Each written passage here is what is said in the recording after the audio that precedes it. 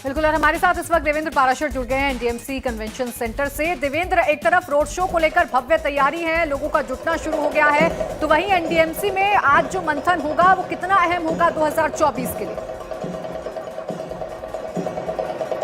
निश्चित तौर पर बहुत अहम होगा, और सिर्फ 2024 लोकसभा चुनाव नहीं बल्कि इस साल जो 9 राज्यों के विधानसभा चुनाव होने हैं उनमें आगे का रोड मैप कैसा होना चाहिए, क्या क्या पार्टी के कार्यक्रम होने चाहिए, सरकार की जो नीतियां हैं उन नीतियों को लेकर जनता के बीच कैसे जाया जाना चाहिए, पार्टी के लोग, पार्टी के कार्यकर्ता उसमें कैसे योगदान दे सकते हैं, पार्टी का एजेंडा क्या होना चाहिए कि सरकार के काम को जनता के बीच ठीक तरीके से पहुंचा सके, इन सारी चीज़ों को लेकर यहाँ पे प्लान तैयार किया जाएगा। और आज जब कार्यकारिणी की बैठक शुरू होगी तो उसमें पहले राष्ट्रीय अध्यक्ष का संबोधन होगा, और कल जब बैठक का समापन होगा तो समापन से पहले प्रधानमंत्री नरेंद्र मोदी का संबोधन होगा। और बीच बीच में भी जब पूरा डिस्कशन चलेगा, जैसे हर एक राज्य संगठन का जो कामकाज रहा है पहले का, उसकी रिपोर्टिंग होती है और आगे क्या काम करना है इसके बारे में बताया जाता है, तो उसमें भी बीच बीच प्रधानमंत्री नरेंद्र मोदी अपना टिप्स देते रहते हैं। जैसे पिछली बार जो कार्यकारिणी की बैठक हुई थी, डिजिटल मार्केटिंग को सीखकर आपके प्रोडक्ट्स और सर्विसेज को दुनिया को बेचना चाहते हैं तो फ्रीडम ऐप को अभी डाउनलोड करें, डिजिटल मार्केटिंग का एक्सपर्ट बने।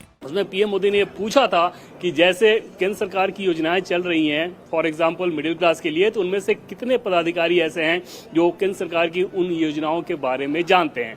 अगर आप खुद नहीं जानेंगे तो फिर लोगों को कैसे बताएंगे कि लोग उसका फायदा उठाएं, अपने संगठन को कैसे बताएंगे, कार्यकर्ता कैसे लोगों को बताएंगे। तो ये प्रधानमंत्री नरेंद्र मोदी की एक कोशिश रहती है कि सरकार के कामकाज और संगठन के उसको जनता तक पहुंचाने में एक बेहतर तालमेल रहे, ताकि जनता को ज्यादा से ज्यादा फायदा दिया जा सके। इसके अलावा राज्यों में जो योजनाएं चल रही हैं वहां पर संगठन कैसे रोल अदा कर सकता है, ये सारा लबो-लुआब जो रहता है वो यहाँ पे इस बैठक का मुख्य मकसद रहता है कि एक तो आप अपने संगठन कार्यक्रम तय करते हैं, संगठन को कैसे मजबूत किया जाए वो तय करते हैं, और दूसरा जो सरकार के कामकाज है उसे जनता के बीच कैसे बेहतर तरीके से पहुंचाया जा सके। और उस लिहाज से भी संगठन मजबूत ही होता है कि अगर आप ज्यादा से ज्यादा लोगों को अपने साथ जोड़ सकें तो वो उसका फायदा मिलता है। और उस लिहाज से यहाँ पे पार्टी का रोल बहुत अहम हो जाता है कि किसी भी चुनाव में अगर आपको जाना है तो बूथ आपका कितना मजबूत होना चाहिए, इसकी झलक गुजरात के चुनाव में दिखी।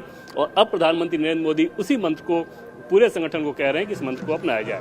जी। और देवेंद्र, अक्सर प्रधानमंत्री को ये कहते हुए भी सुना गया है कि मैं भी आम लोगों की तरह पार्टी का एक कार्यकर्ता हूँ, कभी प्रधानमंत्री के तौर पर कार्यकर्ताओं से अपने बात नहीं करते हैं।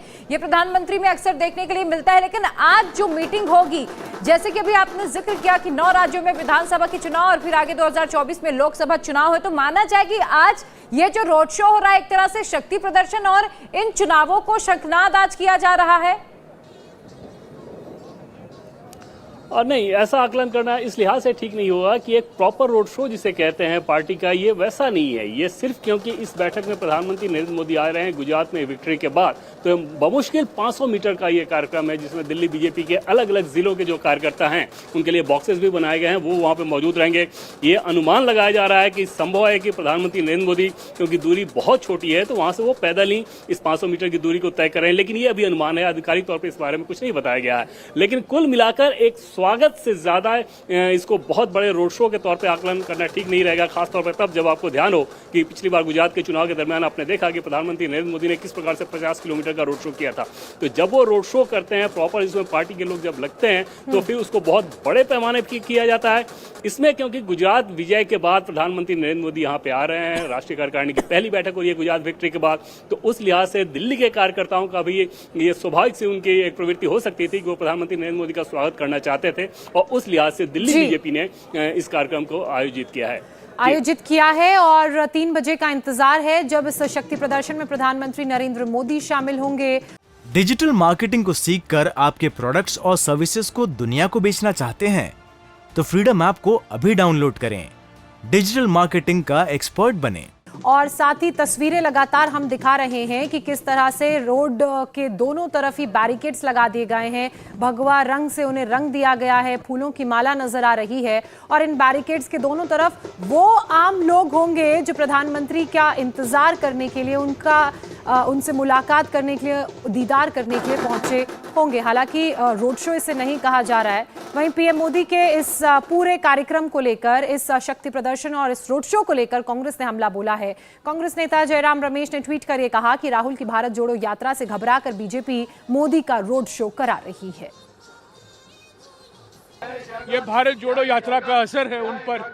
हम लोग यहाँ 122 दिन से कन्याकुमारी से रोज 23-24 किलोमीटर चल रहे हैं और आज कुछ 2-3 घंटे के लिए एक छोटा सा रोड शो प्रधानमंत्री ने निकाला है, ये दिखाने के लिए कि वो अभी भी लोकप्रिय हैं। उनके लिए तो ये रोड शो इवेंट मैनेजमेंट है, हमारे लिए भारत जोड़ो यात्रा एक मूवमेंट है, एक जन आंदोलन है। ये घबराए हुए हैं, भोखलाए हुए हैं। इंडिया टीवी हर वक्त हर जगह डाउनलोड करने के लिए सर्च करें India TV news Google play store या ऐप स्टोर पर।